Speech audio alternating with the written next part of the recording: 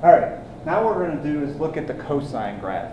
In the cosine graph, recall that for the cosine is the x values of all the points around the unit circle. Again, the sine was the y values all the way around the unit circle.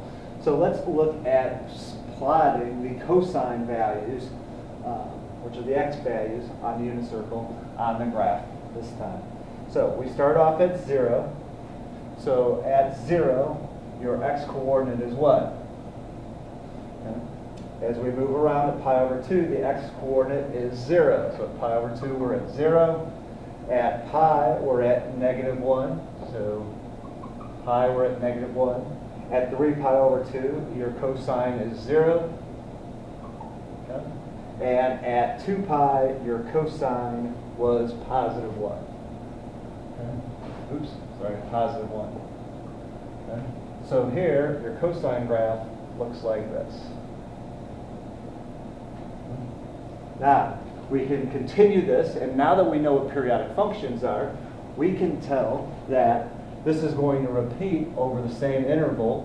So at -pi over 2, this is going to be down at 0. At -pi, this is going to be at -1. At 3 pi over 2, this is going to come back up to 0.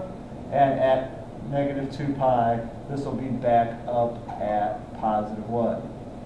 So here is a second interval of the cosine graph. Okay? So this is the first time around the unit circle, and then this is going around the unit circle in the reverse direction.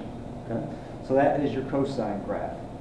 Okay? So what we're going to do here now is we're going to look at the equations for sine and cosine graphs.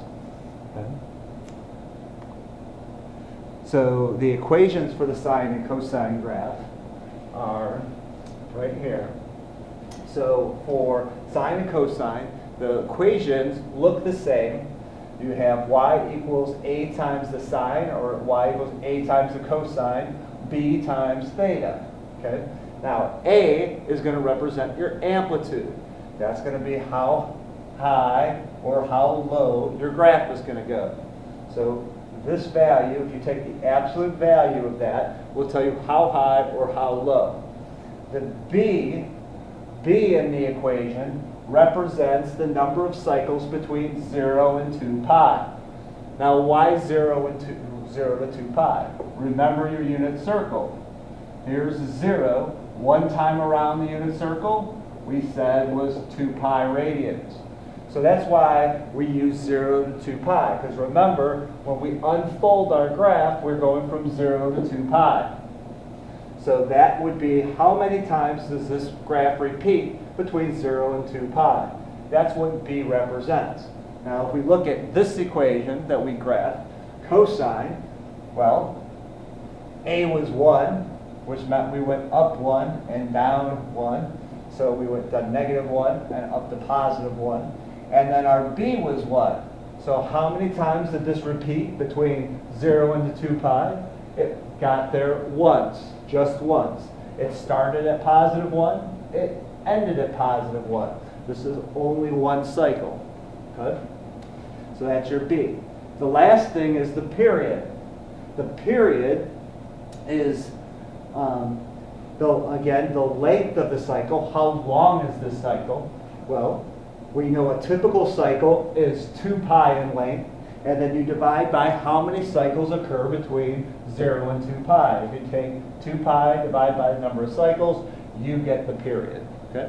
So in the subsequent examples, we're going to use this information to write the equations of sine and cosine graphs. Tomorrow, you'll actually be sketching the graphs yourself.